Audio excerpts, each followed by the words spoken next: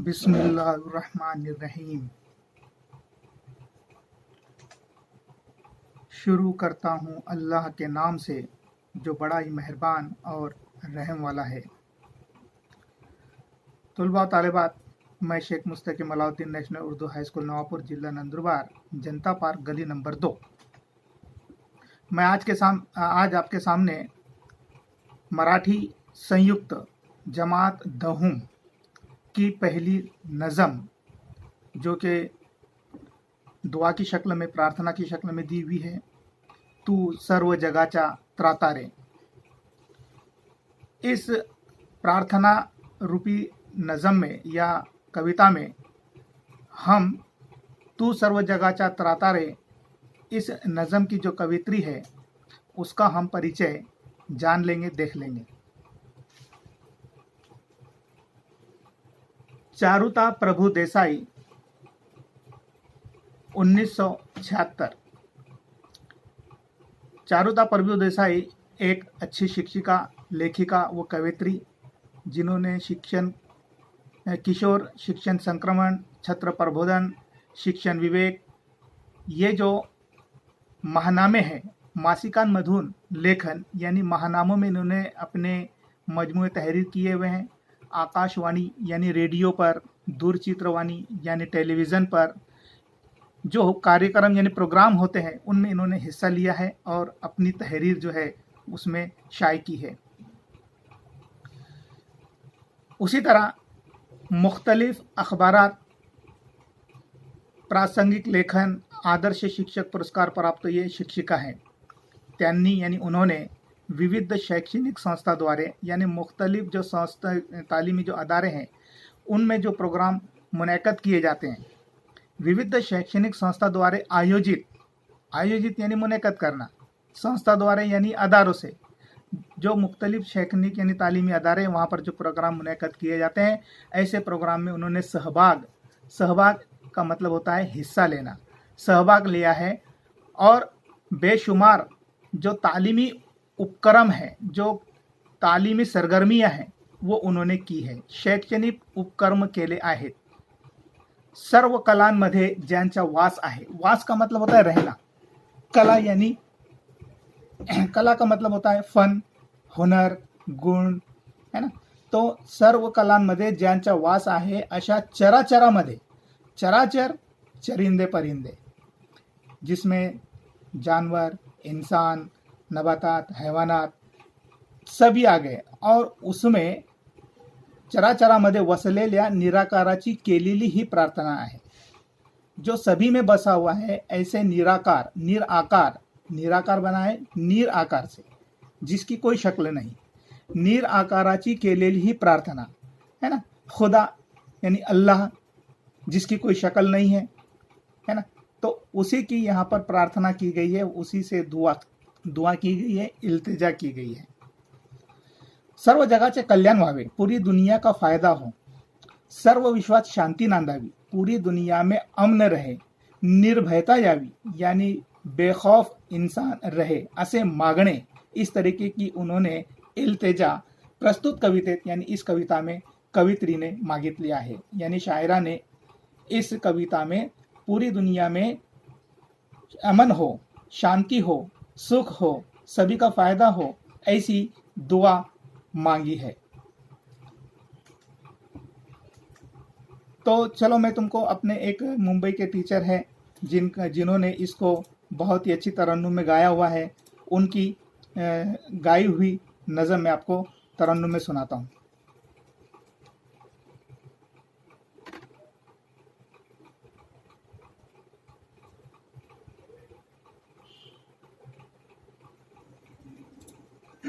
मराठी आंतरभारती,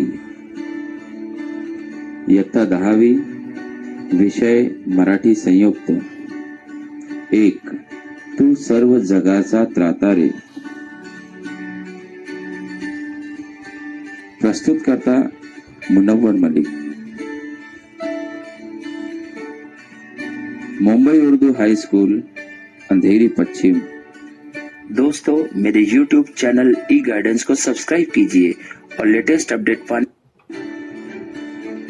चारुता प्रभुदेसाई, जन्म सन 1967, यांचे लिहिलेले हे प्रार्थना गीत आपल्या समोर प्रस्तुत आहे.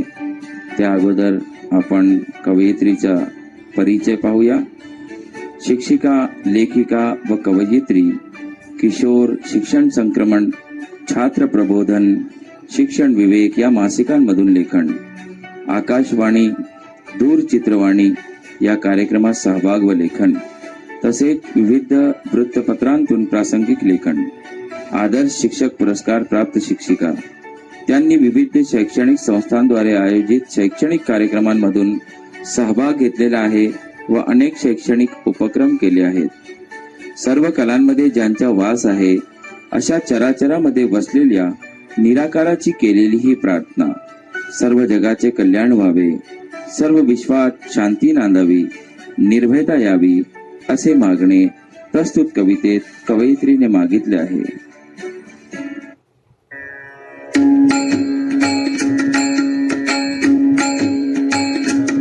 तू सर्व जगाचा त्राता रे, तू कलाबोधीचा दाता रे. तू सर्व जगाचा त्राता रे, तू कलाबोधीचा दाता रे. जागलो लीनमही तव चरणी, तू आमचा भाग्य विधाता रे. जागलो लीनमही तव चरणी, तू आमचा भाग्य विधाता रे. नटराज नर्तनी दिसशी तू, गायनी सुरांचा ईश्वर तो. नटराज नर्तनी दिसशी तू, गायनी सुरांचा ईश्वर तो. उधळले रंग तू नभांगणी, तू दया शांती निर्माता रे. उधळले रंग तू नभांगणी, तू दया शांती निर्माता रे. तू सर्व जगाचा त्राता रे, तू कलाबुद्धीचा दाता रे.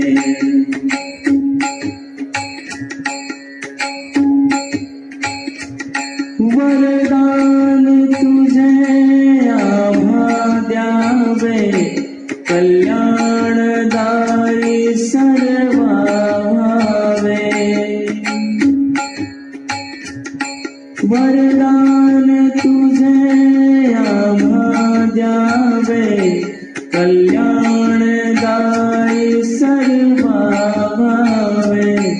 वसशील आमुच्या नित्यमनी, तव कृपा छत्र धरिया तारे. वसशील आमुच्या नित्यमनी, तव कृपा छत्र धरिया तारे. तू सर्व जगाचा दाता रे, तू कलाबुद्धीचा दाता रे.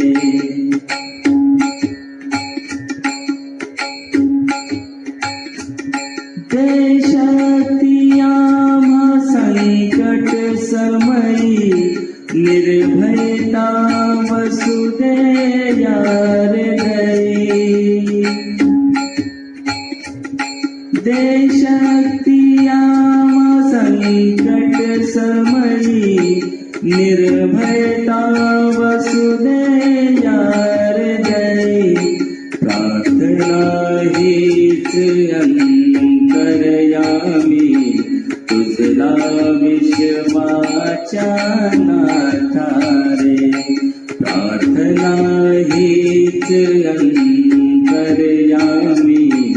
तुझला विश्वाचा नाथा रे तू सर्व जगाचा त्राता रे तू कलाबुद्धीचा दाता रे झालो लीन मही तव चरणी तू आमचा भाग्य विधाता रे तू आमचा भाग्य विधाता रे तू आमचा भाग्य विधाता रे। उम्मीद है तुमको ये कविता बहुत पसंद आई होगी। बहुत ही अच्छी तरीके से इसको गाया हुआ है। अब हम आगे इस कविता की एक एक लाइन का मतलब जान लेंगे, उसके अल्फाज मानी देखेंगे और उसका जो भावार्थ है वो देख लेंगे।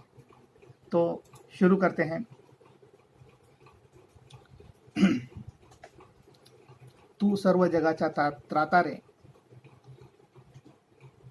तू कला बुद्धीचा दाता रे, झालो लीन आम्ही तव चरणी, तू आमुचा भाग्य विधाता रे।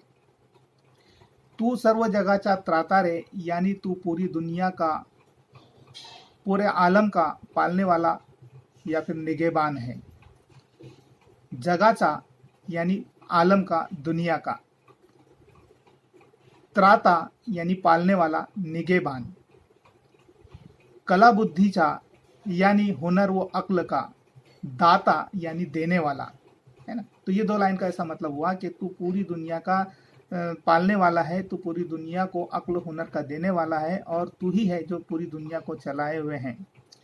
झालो लीन आमी तव चरणी, जहालो, जहालो का मतलब होता है हो गए हैं। लीन, लीन का मतलब होता है मसरूफ या फिर झुक गए हैं। आमी यानी हम, तव यानी तेरे, चरणी यानी कदम।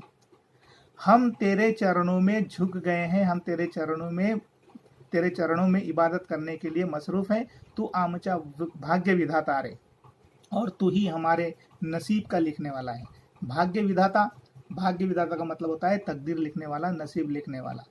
तो ये 4 लाइन का मतलब बाजू में दिया हुआ है। यहाँ पर मराठी शब्द, उर्दू मानी, ये चारों पद में, ये चारों लाइन के अंदर जो भी मुश्किल लफ्ज है उसके मानी यहाँ सामने दिए हुए हैं। अब इसका हम भावार्थ देख लेंगे। तू सर्व जगाचा त्राता रे, सारे आलम का निगहबान है तू। तू कला बुद्धिचा दाता रे, हुनर और अक्ल का देने वाला है तू। जालो लीन आमी तव चरणी, हम तेरे कदमों में झुक गए हैं। तू आमुचा भाग्य विधाता रे, हमारी किस्मत बनाने वाला तू ही है। अब उसके बाद की जो 4 लाइन है वो देखेंगे। नटराज नर्तनी दिशशी तू, नटराज का मतलब होता है शंकर भगवान। हिंदू समाज के अंदर, हिंदू लोगों के अंदर जो उनके एक भगवान है जिनका नाम है शंकर, उनके मुख्तलिफ नाम है। उनको नीलकंठ भी कहते हैं, उनको नटराज कहते हैं, उनको भोले कहते हैं, ऐसे मुख्तलिफ उनके नाम हैं। तो नटराज, नटराज यानी तो भगवान शंकर के जैसा दिखाई देता है। गायनी सुरांचा ईश्वर तू, तेरे अंदर गीतों का गीत और उनके सुर भरे हुए हैं। उधिड़िले रंग तू नभांगनी, उधिड़िले, उधिड़िले का मतलब होता है बिखेरना। नभ आंगनी, नभ का मतलब होता है आसमान, है ना। तो ए अल्लाह, तूने पूरे आसमान के आंगन में मुख्तलिफ रंग बिखरे हुए हैं। तू दया शांतिचा निर्माता रे, और तू पूरी दुनिया में शांति का निर्माता यानी पैदा करने वाला है ना। तो नटराज नर्तनी दिशसी तू, तू भगवान नटराज की तरह या शंकर भगवान की तरह दिखाई देता है। गायनी सुरांचा ईश्वर तू, तू गीत के सुरों का भगवान है। उधेड़ीले यानी तूने बिखरे हुए हैं। अब नभांगनी यानी आसमान में तूने मुख्तलिफ रंग बिखरे हुए हैं, जिसकी शक्ल यहाँ पर दिखाई दे रही है कि शाम के वक्त में आसमान किस तरीके से दिखाई देता है और मुख्तलिफ रंगों का मजमुआ उसमें हमको दिखाई देता है। और ये सब करने वाली सिर्फ अल्लाह की ज़ात है, वही ये सब कर सकता है। और पूरी दुनिया के अंदर शांति यानी अमन सुकून फैलाने वाला या रखने वाला या कायम करने वाला भी तू ही है। अब इसका मतलब देख लेते हैं। नाचने वाला नटराज दिखाई देता है तू, नटराज नर्तनी दिशेशी तू, नाचने वाला नटराज दिखाई देता है तू। गायनी सुरांचा ईश्वर तू, गीतों के सुरों का खुदा है तू। उधड़ीले रंग तू नभांगणी, आसमान के आंगन में लुटाया है रंग तूने। तू दया शांतीचा निर्माता रे, रहम और अमन का पैदा करने वाला तू ही है। वरदान तुझे आम्हा द्यावे, ए अल्लाह, ए भगवान, तेरा जो वरदान है, तेरा जो इनाम है वो तू हमको दे। आम्हा यानी हमें, वरदान यानी इनाम, तू हमें दे। कल्याण दाई सर्व वावे, कल्याणदायी भलाई करने वाले, सभी दुनिया के अंदर सभी लोग ऐसे हो जाए जो दूसरों को फायदा पहुंचाए, सभी का भला करे, ऐसे पूरी दुनिया के अंदर लोग हो जाए। वसशील आमुच्या नित्यमनी, वसणे यानी बसना, आमुच्या यानी हमारे, नित्य यानी हमेशा, मनी यानी दिल में। ए भगवान, ए अल्लाह, तू हमारे दिल में हमेशा बसता है। तव कृपा छत्रधरी आता रे, इसलिए तेरी जो कृपा है, मेहरबानी है, वो हमारे ऊपर हमेशा हमेशा बनी रहने दे। छत्र यानी साया, तेरा जो मेहरबानी का साया, छत्र जो है वो हमारे ऊपर तू हमेशा रहने दे। नवाज दे हमें तेरे इनाम से, वरदान तुझे आम्हा द्यावे, नवाज दे हमें तेरे इनाम से, तेरा फैज सबको पहुंचे। कल्याणदावी यानी फायदा, फैज, सर्वा वावे सभी को पहुंचे, हमारे दिल में तू हमेशा बसा रहेगा। वसशील नित्य मनी, हमारे सरों पर तेरी मेहरबानियों का साया रहे। तव कृपा छत्रधरी आता रे, हमारे सरों पर तेरी मेहरबानियों का साया रहे। वरदान इनाम, आमा हमें, कल्याणदायी भलाई करने वाला, सर्वा सभी का, वसशील बसेगा, नित्य यानी हमेशा, मनी यानी दिल में, तव यानी तेरी, कृपा यानी मेहरबानी, छत्र यानी साया। उसके बाद की जो लाइन है वो है देश शक्ति आमा संकट समय, शक्ति यानी ताकत, कुव्वत, दे हमें संकट समय यानी मुसीबत के वक्त में तू हमको ताकत दे, हमें सहारा दे, कुव्वत दे। निर्भयता वसु दे या हृदय, निर्भयता यानी बेडर, बेखौफ, निडर, हमें हमारे दिल को बेडर कर दे, निडर कर दे, है ना। हमें किसी का खौफ ना रहे तेरे सिवा, हम तेरा ही डर हमारे दिल में रहे, तेरे सिवा किसी का डर ना रहे, है ना। तो ऐसा हमें बना दे, मुसीबत के वक्त में हमें ताकत दे। उसके बाद की दो लाइन है, प्रार्थना हिच अंतर्यामी, अंतर्यामी यानी सब कुछ जानने वाला, तमाम राजों का जानने वाला। बेशक अल्लाह सभी के राज, सभी के मुसीबतें परेशानियों को जानने वाला है। तो ऐसे सभी के राज जानने वाले हम तुझसे यही प्रार्थना करते हैं, यही दुआ करते हैं, तुझला विश्वाचा नाथा रे, ए दुनिया के नाथ यानी मालिक, आका, ए दुनिया के पालनहार, हम तुझसे एक ही प्रार्थना करते हैं। शक्ति यानी कुव्वत, ताकत, संकट समय यानी मुसीबत के वक्त में, निर्भयता यानी बेखौफ, निडर, वसुदे यानी बना दे, बसने दे, हृदय यानी दिल में, प्रार्थना यानी दुआ, इल्तिजा, अंतर्यामी यानी तमाम राज जानने वाला, अंतर्यामी, तुझला यानी तुझसे, विश्वाचा आलम का, कायनात का, दुनिया का, नाथा रे पालनहार, पालने वाला। अब इसका मतलब देख लेते हैं उर्दू में। मुसीबत के वक्त तू हमें कुव्वत अता कर, हमारे दिलों को बेखौफ बना दे, यही दुआ है हमारे दिलों के राज जानने वाले, तू ही सारे आलम का पालनहार है। तो इस तरीके से यहाँ पर ये कविता के एक एक लाइन का मतलब बताया। अब इसके बाद इस कविता पर मुनहसर जो कृतियाँ हैं, जिसको हम सरगर्मी कहते हैं, वो देख लेंगे। यहाँ पर बाजू में पूरी कविता दी हुई है, ये कविता को पढ़ना है, चाहे तो अपने सामने किताब रख सकते हो और फिर उस कविता को पढ़कर इन कृतियों का, इन जो कृतियाँ यहाँ पर दी हुई है उसको जवाब दें या फिर अपनी बयान में नोट भी कर लें। कृतिकारी, कृति एक आकलन कृति, यानी ये कविता को पढ़ने के बाद तुमको क्या समझ में आया है, उसके ऊपर उसको जांचने के लिए ये कृतियाँ दी जाती है। तो तुमको क्या समझ में आया है इस कविता के जरिए, वो इस सवालों के जवाब में तुमको देना है। कवितेच्या आधारे दिलेल्या सूचनेनुसार कृती करा, नजम के सहारे दी हुई सूचना के मुताबिक अमल कीजिए। कृति करा, अमल कीजिए। पहली कृति, पहला अमल है वेब आकृति यानी शब्दजाल पूर्ण करा। अब यहाँ पर प्रस्तुत कवितेत ईश्वराला लावण्यात आलेली विशेषणे, यानी इस नज़म में खुदा के लिए कौन कौन सी खसूसियात या फिर कौन कौन सी बातें दी हुई है, उनके नाम कौन कौन सी सिफतें लगाई गई है, उसको पहचान कर यहाँ पर अपनों को ये 4-5 जो यहाँ पर मुस्तकिल दिए हुए हैं उसके अंदर उसको भरना है, पुर करना है। तो ये कविता देखो, और ये कविता को पढ़ने के बाद तुमको यहाँ पर क्या लगता है वो यहाँ पर भरना है। तो पहली खुसूसियत कविता में दी हुई है कि ईश्वर जो है वो जगाचा त्राता है, यानी पूरी दुनिया को पालने वाला है, संभालने वाला है, मालिक है, आका है। ये खुसूसियत, ये खासियत अल्लाह ताला की है। दूसरी खासियत है बुद्धिचा दाता है, ये तमाम को बुद्धि देने वाला है, अक्ल देने वाला है, हुनर व फन देने वाला है। तीसरी खुसूसियत है भाग्य विधाता, वो हर एक का नसीब लिखने वाला है, तकदीर लिखने वाला है। चौथी खुसूसियत यहाँ पर दी हुई है शांति निर्माता, पूरी दुनिया में अमन अमान कायम करने वाली जात अल्लाह की है, भगवान की है। और पांचवी जो है वो सुरांचा ईश्वर, मुख्तलिफ जो सुर ताल वगैरह जो है उसका वो ईश्वर है। तो ये पहली कृति यहाँ पर इस तरीके से मुकम्मल करनी है। अब दूसरी कृति है कोष्टक पूर्ण करा, यहाँ पर कुछ खाके दिए हुए हैं, इनको मुकम्मल करना है। तो पहला यहाँ पर कवित्री लीन झाली ते स्थान है ना, कवित्री लीन झाली यानी कवित्री कहाँ पर मसरूफ हुई, वो कौन सा मुकाम है जहाँ पर कवित्री मसरूफ है, तो वो है चरण है ना, भगवान के चरणों में वो लीन हुई है। दूसरा है देवा ने रंग उधड़ले ते स्थान, भगवान ने, अल्लाह ने जो रंग बिखेरे हैं वो स्थान, वो मुकाम कौन सा है, तो वो है नभांगनी, नभ आसमान, आसमान का जो आंगन है वहां पर देवाने रंग उधळलेले आहे। उसके बाद त्यानंतर कवित्रीने ईश्वराजवळ ही प्रार्थना केली, यानी शायराने भगवान के पास में ये इल्तिजा की है। कौन सी इल्तिजा की है, तो पहली शक्ति दे, यानी हमको कुव्वत दे, ताकत दे।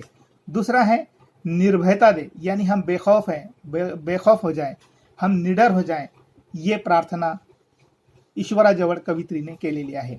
त्यानंतर चौकट पूर्ण करा, ईश्वर असा आहे, ईश्वर असा आहे यानी अल्लाह ऐसा है, कैसा है, कल्याणदायी, सबका फायदा करने वाला, सबको सबके साथ एक जैसा सलूक करने वाला, सबके भलाई करने वाला, सबका दाता है, सबका फायदा करने वाला है। उसके बाद ईश्वर येथे वास्तव्य करेन, यानी खुदा यहाँ पर रहेगा, कहाँ पर रहेगा, लोकांच्या मनी, लोगों के दिलों में रहेगा। उसके बाद की कृति है एका शब्दात उत्तरे लिहा। अब यहाँ पर अपने को जवाब सिर्फ एक लफ्ज में आए ऐसे उत्तर देने हैं। तो पहला सवाल है निराकार कशाचा दाता आहे, तो उसका जवाब है निराकार कला वो बुद्धीचा दाता आहे। निराकार यानी जिसकी कोई शक्ल नहीं, यानी जो खुदा है वो कला यानी हुनर फन और अक्ल का देने वाला है। निराकार कशाचा दाता आहे, तो निराकार कला वो बुद्धीचा दाता आहे। त्यानंतर दूसरा प्रश्न असा आहे की निराकार आमचा कोण आहे, निराकार हमारा कौन है, तो उसका उत्तर है निराकार आमचा भाग्य विधाता आहे, यानी निराकार जो है वो हमारा नसीब लिखने वाला है, हमारा तकदीर लिखने वाला है। तीसरा प्रश्न है निराकार कोणत्या नर्तनी सारखा दिसतो, निराकार कौन से नाचने वाले के जैसा दिखाई देता है, तो निराकार नटराज नर्तनी सारखा दिसतो, निराकार नटराज नर्तनी सारखा दिसतो।